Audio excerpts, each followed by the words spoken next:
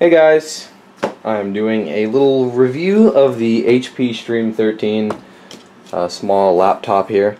So I picked this up a few days ago to replace my Lenovo ThinkPad X201 that I got rid of. Sold it to my friend, and I kind of realized that that was a mistake because I still need a computer for travel purposes other than my MacBook Pro. So I was at the store a couple of days ago, or 4 or 5 days ago now. I saw this thing, I was like, well, might as well get it and see what it's like. So I bought it. So here it is in a nice blue color. There are only two color options. There's blue and there's like a magenta pink. So yeah, definitely not going with that. So I actually like the color blue, so I actually like the gradient that they have going on here. So here it is, the Stream 13. We're just going to go ahead and take a little tour, and then we'll, turn it on, and that'll be that. So, getting off the bat here, the build quality is actually pretty nice. That's the first thing I want to talk about. A lot of these laptops, especially one that only costs $230, have really cheap build quality, but I notice zero flex, and I'm flexing this pretty darn hard, and I notice no structural problems. This thing is very rigid. Even the top lid doesn't push down that much. It just feels like a very solid computer. It's got some heft to it. It doesn't feel cheap in any sense of the word. So I'm pretty happy about that. So let's go ahead and take a quick tour. But first of all, let me raise the tripod up. I feel like I need a little wider angle of view here. So there's that. So let's just go ahead and take a little tour. So here's the design of the laptop. Obviously you got your Chrome HP logo right there, and then back there we have Hewlett-Packard kind of written on the side there. I think that actually looks pretty nice. It's a nice little addition there. There's the profile of the laptop. I actually do quite like the overall design of this thing. It's pretty light, yet it doesn't feel cheap at all, like I said before. Anyway, going over here, we have some ports. We have our Kensington lock, a full-size HDMI port. We have a 3.0 or USB 3.0 port, a headphone jack, and the micro SD card slot. Now this is actually more important than you think.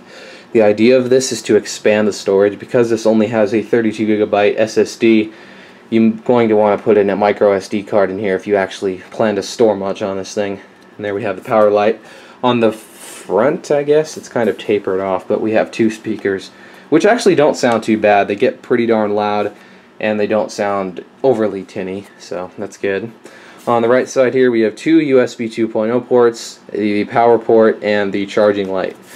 And that's it, that's all you get. On the bottom we have kind of like a MacBook Pro-esque design here. We have 4 rubber feet, a bunch of screws, and we have all the information on the top here, model numbers, power information. Yeah, down there it says, HP, Hewlett-Packard. They want you to know it's the same thing. So there it is. Now this laptop actually has a matte finish, so it doesn't collect that many fingerprints. As you can see, I was just like manhandling it, and you can't really perceive fingerprints. You can see like little tiny smudges, but it won't fingerprint up like a glossy lid would. So that is quite nice. So let's go ahead and open up the laptop here. So I'll go ahead and pop it open. Go ahead and adjust my tripod here. So there it is. So here's the HP Stream, the inside of it anyway. We have a blue gradient going from the top. You can see it's a darker blue, and then it goes down here to light blue. We have a white keyboard, which, I don't know, some people say doesn't look too great, but I would have to say that it looks just fine. I don't think a black keyboard would have fit in as well. So, there you go. So, obviously right there we have our 13.3-inch screen. The resolution is 1366 by 768. That's actually pretty good for a 13-inch panel. I've seen other computers that are only 1280 by 800 or less with a 13-inch screen, and yeah, the pixel density is nice. We'll go ahead and talk a little more about the screen once I turn it on. But as you can see, here is the keyboard, and the only thing I don't like about the keyboard, the typing experience is actually pretty nice, but I don't like, you see those arrow keys down there? I don't like that, because you can see the left and right ones are full size while the top and bottom are truncated, which, no, like, why did they do that? They could have just moved the, they could have just had a little space down here and brought the arrows down. I would not have minded. So, that's another thing. And yeah, obviously we have our HP logo there, we have a power button over there, and we have our DTS True Sound branding, but I would not trust that. As you can see, we also have a kind of a dotted pattern along the computer. It says stream right over there, not sure if you can see that. There's the trackpad, which this trackpad is just not that great. I mean, it looks like a MacBook trackpad, but it works absolutely nothing like it. You can click in, you know, any area on the trackpad, but it doesn't work too well in my opinion. You kind of have to click closer to the left hand side to register a good click. I actually find that tap to click is even more reliable than this thing. So the trackpad is pretty meh, although the keyboard here is actually pretty nice. It's not great, it's not the best keyboard I've ever used, but it has a decent amount of travel, and it's 97% full sized according to HP, so that is not a problem. So let me go ahead and zoom out here. Oh, and then above the screen there, you can see we have a webcam, dual microphones, and a webcam light. So I find it kind of cool that they included dual microphones on a cheap laptop like this, although the webcam quality itself is actually really bad. It's not very good. It's only good if you're doing very casual things. You're not going to want to be, you know, taking serious selfies or anything with it. It's just not a very good camera. So with that said, let's go ahead and power it up. It boots up very quickly, again, because it has an SSD, although I've been told that it's actually not much faster than a hard drive.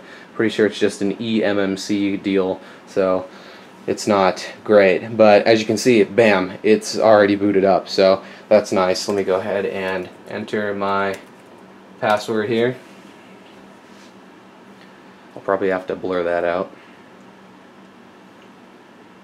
And there you go, it's logged in. So it's pretty darn quick for such a low-end computer. Speaking of that, I guess we'll go over the specs now. It has a 2.16 gigahertz Intel Celeron N2840. It's a dual-core chip, you know, none of that hyper-threading stuff, none of that fancy stuff. Sorry, I'm moving the tripod, there it is. It has 2 gigabytes of soldered DDR3 RAM, which kind of concerns me because 2 gigabytes, that is not enough these days. You can kind of tell. Well, we'll go ahead and talk about that. Let me finish the specs first. It has a 32 gigabyte SSD, like I said, and it obviously has Intel HD graphics, which isn't that great, but then again, this is a very low-end laptop. So, yeah, it's, like I was saying with the performance, you can definitely tell it only has 2 gigabytes of RAM. But that said, it doesn't run to... It runs acceptably. It's not great, but it's not horrible either. So, yeah, this computer is basically for someone who just wants to do the very basic things like browsing the internet, using productivity programs, doing other light tasks like that, which is what I'm using it for, and it works just fine for that. Speaking of that, let's talk about what you're looking at here, what you're going to be looking at, should I say, the screen. How good is the screen? Well, it's not that great, but I do have to say that the actual screen itself, as far as the resolution and the colors are concerned, it looks fine, but the viewing angles are really terrible. Like here, I will demonstrate this. As you can see, if I tilt the screen, you can see it washes out almost instantly in either direction. So it's really, the viewing angles are horrible, and especially when I'm used to an IPS display on a laptop, that is just, no, that's not good. So that is the really only 2 things I don't like about this, is the screen viewing angles are pretty bad and the trackpad is pretty meh. But other than that, it's a nice little laptop. Let's go ahead and show the system properties, because why the hell not? So let me go ahead and zoom in there. So we're running Windows 8.1 with Bing, which is basically just a low-cost version of Windows 8. It is identical to the regular Windows 8.1 copy, but you lose the ability to set a default browser within Windows. Now you can still do Google Chrome and stuff, like for actual browsing the internet, but as far as the start menu, or the start screen, and the search charm on the side, you cannot change it. It is Bing. So that's really the only downside of running Windows 8.1 with Bing. So yeah, OEMs don't have to pay anything for their Windows install, and you get full Windows 8.1. And that really is the whole appeal of this computer.